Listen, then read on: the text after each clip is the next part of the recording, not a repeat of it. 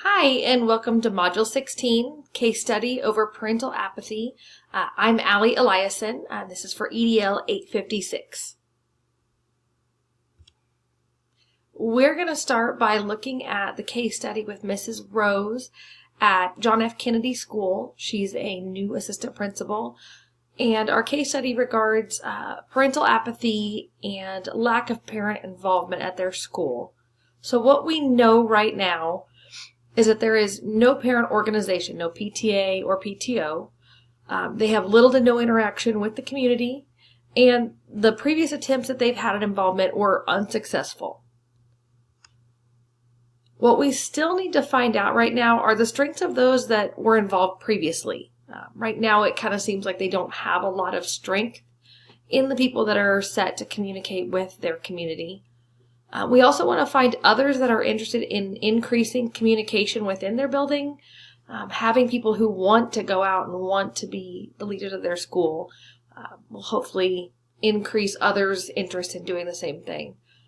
And we also need to find out some obstacles for what's keeping people from being involved right now.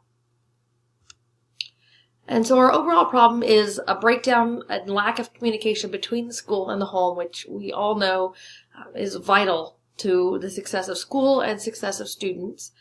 And we also see that the principal views families as uninterested in being involved. That's kind of a big problem when your main leader doesn't see it as a main goal of the school, or they see it as something that would become negative. So my plan of action with this to address some of these problems would be to have a survey, multi-platform approach to reach out to parents, family, community, etc. This could be through email, this could be through phone, paper letters, social media, interviewing family members. This is just to get it out as much as possible. I know my school does a parent interview at the beginning of every year, and this goes along with paperwork we sent home during registration and when we sign up for conferences on that Get to Know You night.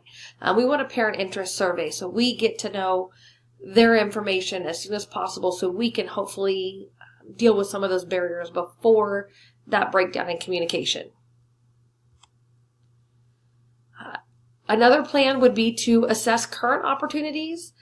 We want to send home letters with students. Obviously, that was unsuccessful. We could consider the way we contact families, what time we schedule things, and other factors, language barriers, conflicts with other activities, the time of year, maybe it's holidays. I think if we calculated about what time she started and how many months, this was around Christmas holidays, somewhere in there. Maybe they have a lot going on. Maybe we don't have a lack of transportation. Maybe we have a lack of technology to be able to access things. So maybe just a lack of diversity in volunteer opportunities. So we want to kind of find out what the problems are with the opportunities that we're currently offering. And I'd also really strive for a shift in attitude. Having a conversation with staff about how we could increase that transparency. We want to open the doors to communities and encourage them to participate as much as possible. The more we bring them into our building and see that as not a threat, give them the chance to be there and involve them in ways that are not just volunteering. That could be reading to students, that could be helping with things outside of school to help our teachers.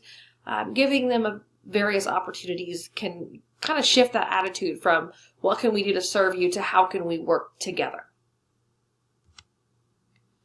So with this, the success of all students, we want to do these kind of things because we believe in success for students, teachers, and families. So with that survey, we want to know how can we help families help their students at school? How can we get them involved at home and within our building? We also want to know what their interests are, what they think are barriers for them, what they want to see from their schools, what they think our strengths are and what our weaknesses are, and get some of their opinions. That may not always be pretty, But we do need people to let us know sometimes things that we don't see from the inside always. By assessing those current opportunities, we could look for barriers and give our families chances to apply themselves in areas that maybe their strengths lie. Maybe they don't want to, I think the scenario was volunteer in a kitchen.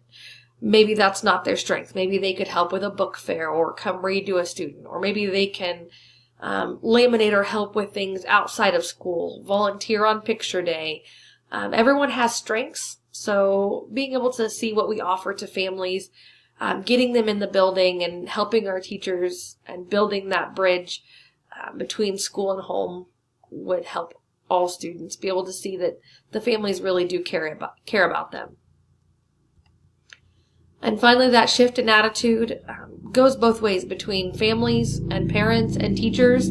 At the school that I'm at right now, I do see teachers that say parents don't want to be involved. And I believe in our scenario that the principal had said, if we do this, it will be negative and it will basically cause more harm than good.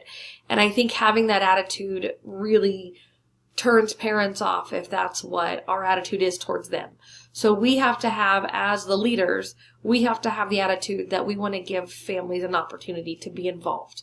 And even if they maybe don't want to, we want to make sure that that opportunity is available and that we are as friendly as possible so that we don't shut that door to a very lucrative and beneficial relationship just because we feel like that's their views. So we want to give them every opportunity possible.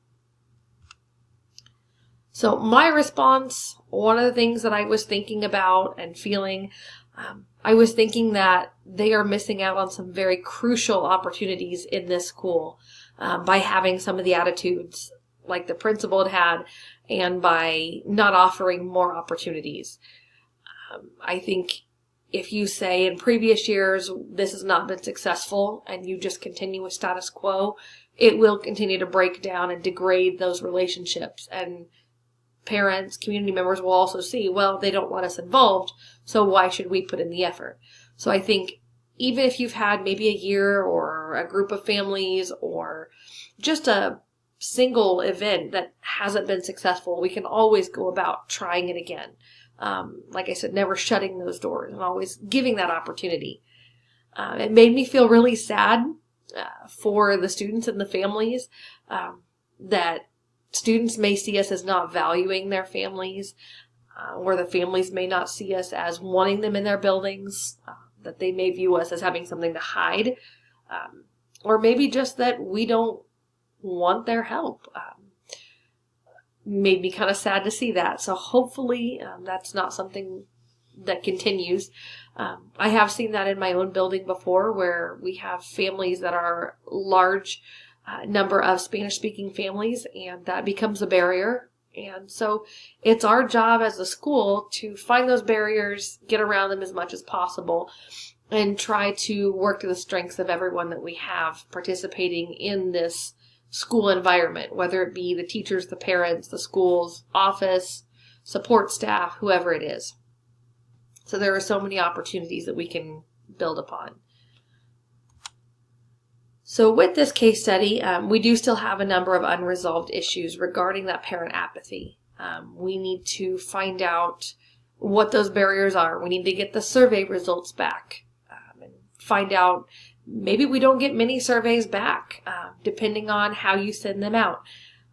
That's when you maybe have to start going face-to-face, in person, making phone calls. If you really, really desperately want to get those relationships built, you need to make yourself visible as school leadership. Another unresolved issue would be that the assistant principal, Mrs. Rose, has a very fine line to walk right now between increasing parent engagement and kind of boosting up her principal, I guess, and motivating him to want to try again if this has been unsuccessful in the past.